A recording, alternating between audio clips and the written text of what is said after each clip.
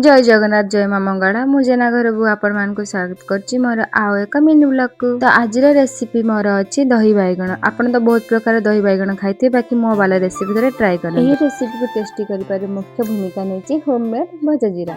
बैगण को भल भाबरे धोई आमे एमती काटी दबा तापर हळदी लूण गुळे किछ टाइम आमे मैरिनेट कर रखि दबा। तेल गरम हे साला परे आमे ताको डीप फ्राई कर दबा। तो ता भितरे मु अलगा प्रोसेस पे लागि पड़थि मु एठी नेथली किणा दही आपण चाहिले बे होममेड दही नै पारिबे। तापरे दहीटा को भल भाबे फेंटी दबा। हां मु भाजी थिबा जीरा भी मध्ये टिके ठंडा हेतला ताको मु गुंड कर नैथिली। हमर भी एपटे बैगण हेबा पय गलानी आउ टिके डीप फ्राई होला परे आमे ताको बाहर कर नबा। एपटे मु मसला सब रेडी कर देइथिली दही ता भितरे बैगण भी भल भाजी की रेडी हे जाइथिला। तो एबे आमे लूण हळदी लंका गुंड से भजा जाइथिबा जीरा टिके चीनी पके की दहीटा को भल भाबे गुणी देबा। चीनी हमर ऑप्शनल अछि आपण चाहिले बिना चीनी रे भी करि परिबे। एठी मु अदा आउ आंबो अदा नैछि ताको आमे कद्दुकस कर दबा।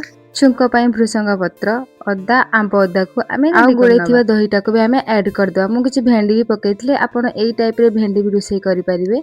तो एबे आमे गोटे छोट कढ़ई नबा कढ़ईटी गरम होला पर आमे टे तेल दबा तेलटी गरम होला पर सुखिला लंका पंच फुटण टिके भाजी गला परे कद्दुकस करी रखिथिबा अदा आंबो अदा को आमे ऐड करिबा। सब टिके भाजी गला परे हमर भृसंगा पत्र कंचा लंका पकेई लो फ्लेम रे ताको किछ टाइम आमे भाजीबा। तो मो एठी कलर पय हळदी गुंड लंका गुंड ऐड करथिली। तो आपण माने देखुथिबे मोर छुंकर भी कलर चेंज हे गलानी।